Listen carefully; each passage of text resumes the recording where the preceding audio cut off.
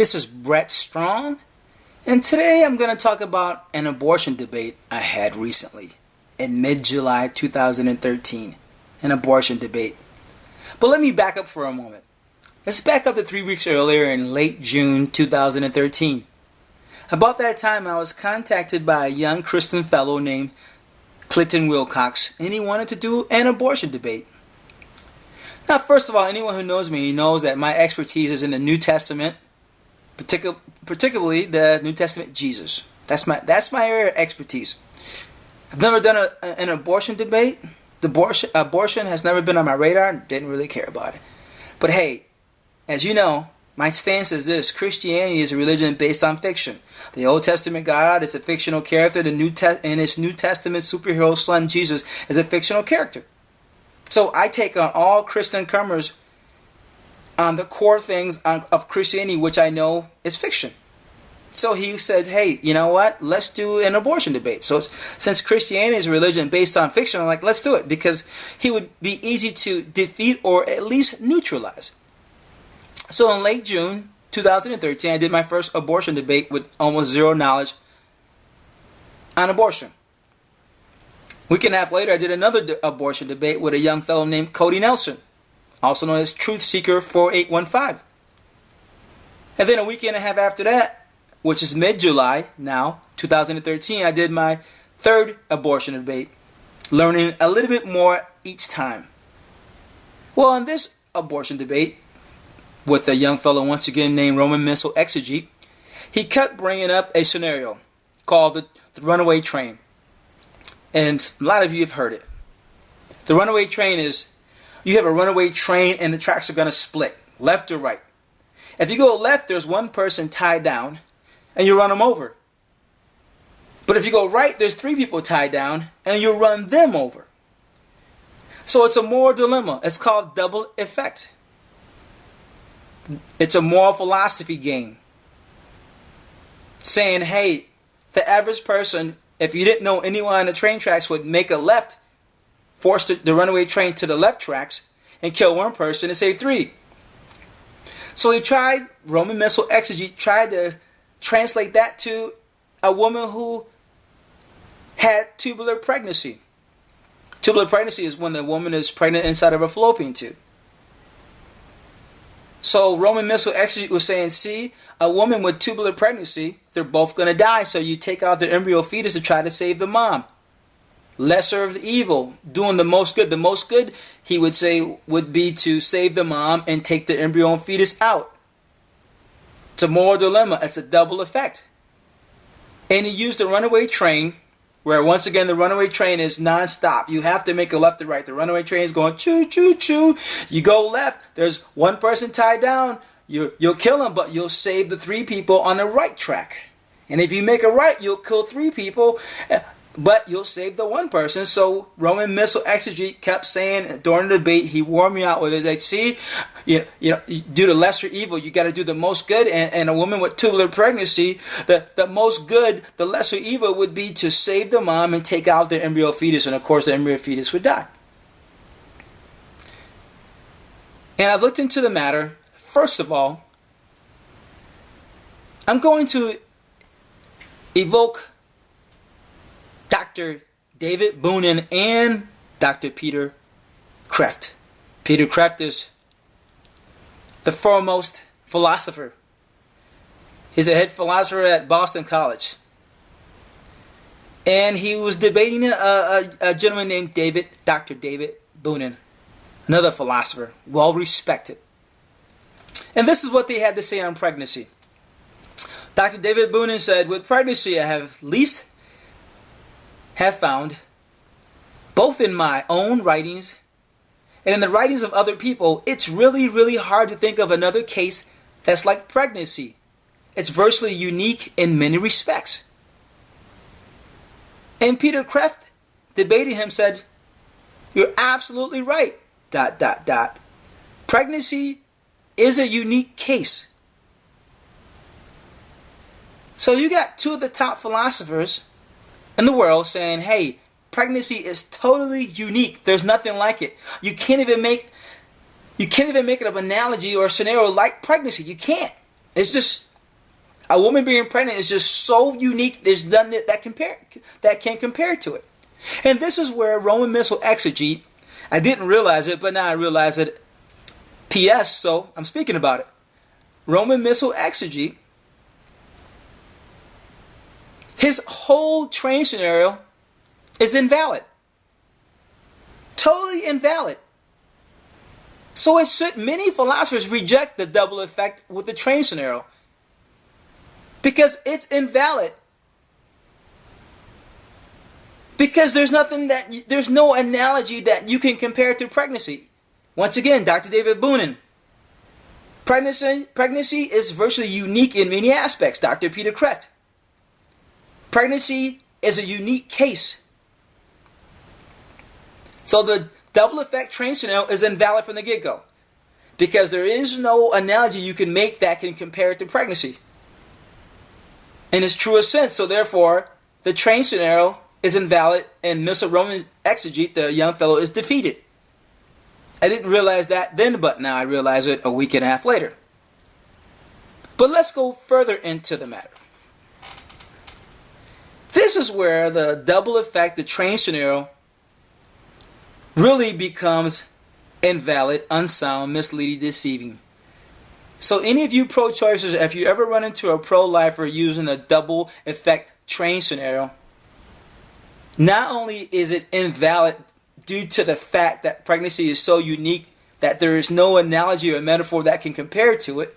Secondly, the double effect train scenario is invalid because this is the main thing. In the analogy, the runaway train, you must do something. It's a runaway train. You must go left or right. Left, you run over one person and save 3. And if you go right, you kill 3 people and save 1. But it's a runaway train. Remember, you gotta do something, left or right. The train is gonna go left or right. Now, that analogy, runaway train, is super invalid. It's fallacious because in reality, talking about a woman with tubular pregnancy, which if the fetus embryo is allowed to stay inside the tube, she will die, right? But that's a real case. So the analogy in the runaway train is you have to make a choice, left or right, right? But reality, a woman with tubular pregnancy, she doesn't have to do anything. She can just let nature take its course.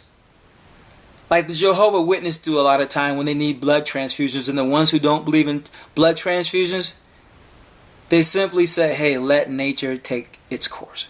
Even though the doctor's saying, hey, we could save this person with a blood transfusion. It's been known the Jehovah's Witnesses will say no. We don't believe in it. Let nature take its course.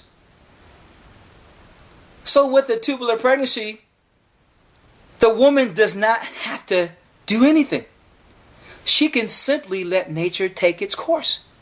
Just like the Jehovah's Witnesses, when one of their constituents needs a blood transfusion, he's like, no, we don't believe in blood transfusions. Let nature take its course. A woman with tubular pregnancy, I don't advise this at all because I'm pro-choice.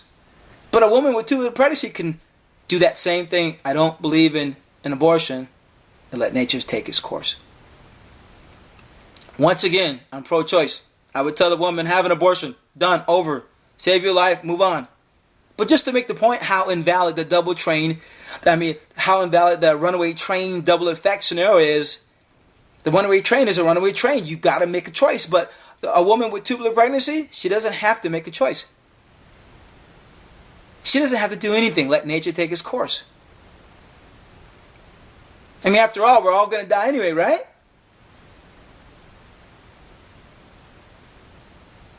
So, you see, those are the two main points where pro-lifers who use the train scenario, they're defeated.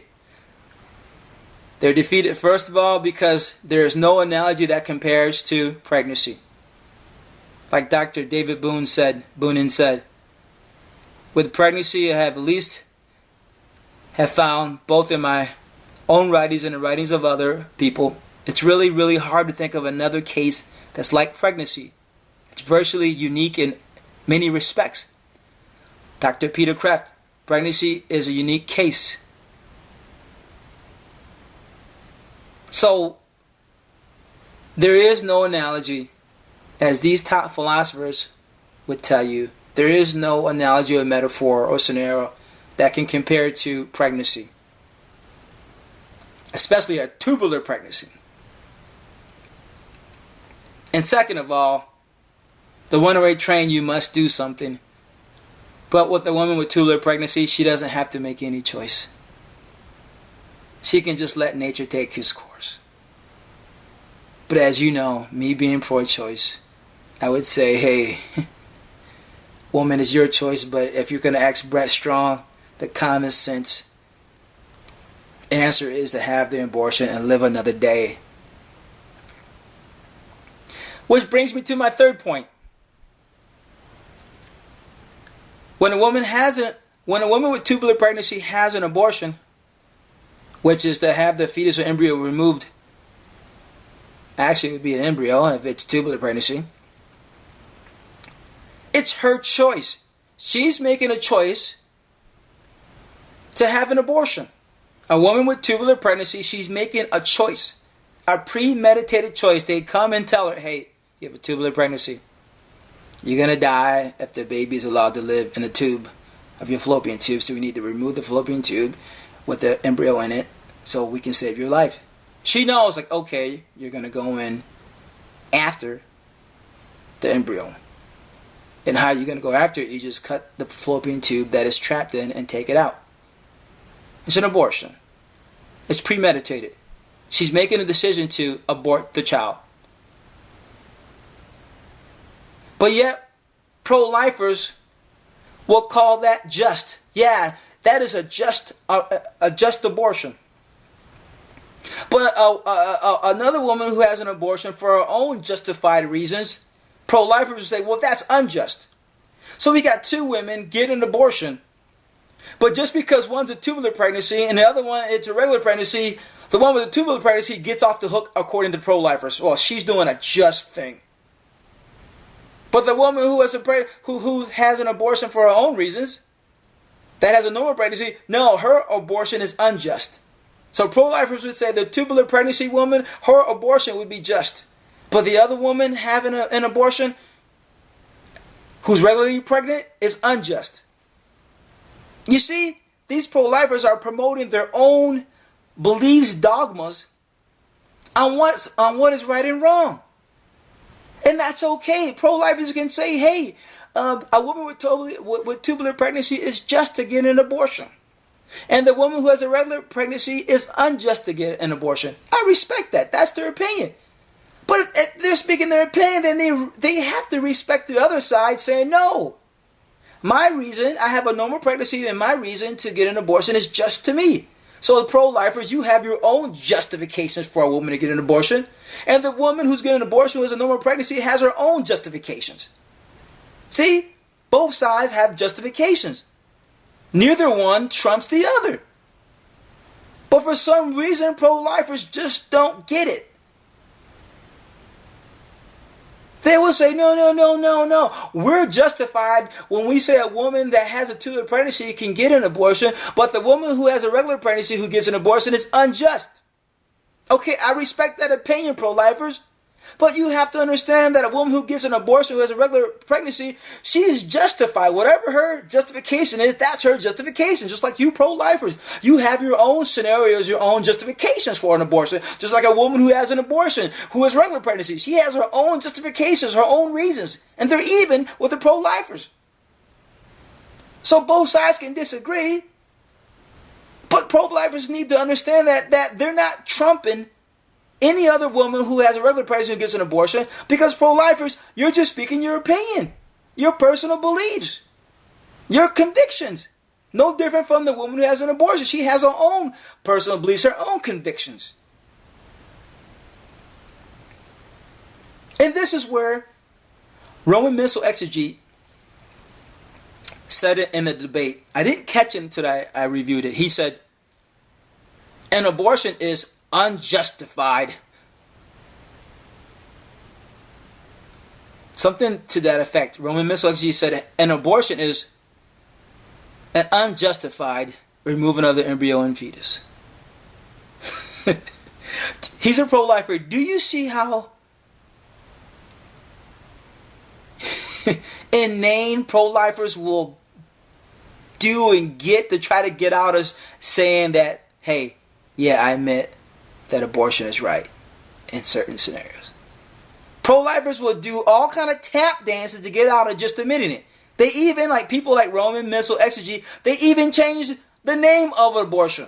An abortion is unjustified of removing the embryo fetus from the woman. Unjustified. Who are you pro-lifers that call an abortion unjustified? Yes, you have your opinion, and that's fine. But know this, you're not speaking anything above your opinion. And pro-lifers really do believe that they're speaking some universal law. Yeah. Yada, yada, yada. This is the way it is universally. It's not true, folks. It's simply not true. Back to the definition of abortion. Abortion is, the woman's body, for reasons, maybe her own body does it or the fetus dies and does it, but a woman's body aborts up to 75% of all pregnancies. Up to 75% of all pregnancies a woman has in her lifetime are aborted. So when Roman Missile Exegete says, well, the term abortion means the unjustified movement of the embryo fetus, that's funny because if you look up like a regular dictionary would say something like an abortion is to end an operation to end a pregnancy. Or something to the effect of an abortion is premature ending of an embryo fetus, a fetus that cannot survive outside the womb. Medical intervention of removal of the embryo fetus, where the fetus dies because it can't survive. And of course the embryo dies because its embryo definitely can't survive. But if you look up any meaning of abortion, it will never say, as far as any like Webster Dictionary, Bing Dictionary, none of them will say the unjustified movement of an embryo or fetus. But this is what Roman Missile Exegete and some pro-lifers try to sell, to get out of admitting that they support abortion in some facet. And that's what I kept telling the young gentleman, Roman Exegete. You support abortion in some facet. He refused to admit it. No. I go, then if you support a woman who has a tubular pregnancy to get rid of that embryo fetus, if that's not supporting abortion, then what is it? He tried to say, no. An abortion is the unjustified removal of an embryo or fetus. And since we're justified, it's not an abortion. Now, folks, isn't that crazy? Any basic meaning of abortion would be to end the pregnancy early. Whether the woman's body aborts the embryo fetus, whether the embryo fetus dies and it gets aborted, or whether mankind goes in to remove the embryo fetus or gives the woman medicine to end the pregnancy. It's an abortion. The woman's body aborts the baby. But pro-lifers who try to use the double effect of the runaway train, even though doctors are doing the exact same thing, they're going inside the woman to remove the embryo or fetus. They're ending the pregnancy. That's the meaning of abortion. But pro-lifers like Roman Missile Exegete will say, no. That's not the meaning of abortion. The meaning of an abortion is the unjustified removal of the embryo fetus from the woman. And it's like, yeah, you're still removing the embryo fetus and the embryo fetus dies. You're still killing it. That's no different from a woman who has a regular pregnancy and says, I'm having an abortion, remove the embryo fetus, and it dies. There's no different, folks. It's word games, it's wordplay. Because pro-lifers are like, no, when a woman has a tubular pregnancy, that's not an abortion. Like, wait a minute. She's having the embryo fetus removed from her body. Medically removed. She's telling the doctor, go inside of me and take out this embryo fetus. That's an abortion. And some pro-lifers will say, no, that's not an abortion. then what is it? You're removing the embryo fetus. So I tell you what, pro-lifers, forget the term abortion. Whatever you want to call removing an embryo fetus, whatever you want to call that, then that's what you can say that, hey, that same, whatever you want to call it, removing an embryo fetus is what other women get when it's quote, quote, called a regular abortion. It's the same thing. Pro-lifers support an abortion. Period. They're just playing games. That's all. It's word games. Well, this is not an abortion when we remove the embryo fetus. Why? Because it's justified. But when she gets an abortion because she's a regular pregnancy, it's unjustified, and therefore she's having an abortion, and that's morally wrong. But the woman who has a removal of the embryo fetus that has a tubular pregnancy, she is just, and therefore it's not even called an abortion. It's just called removing of the embryo fetus. But when a woman has a regular pregnancy and removes the embryo fetus, it's called an abortion. Why? Because it's morally wrong. Why is it morally wrong? Because pro-lifer says so.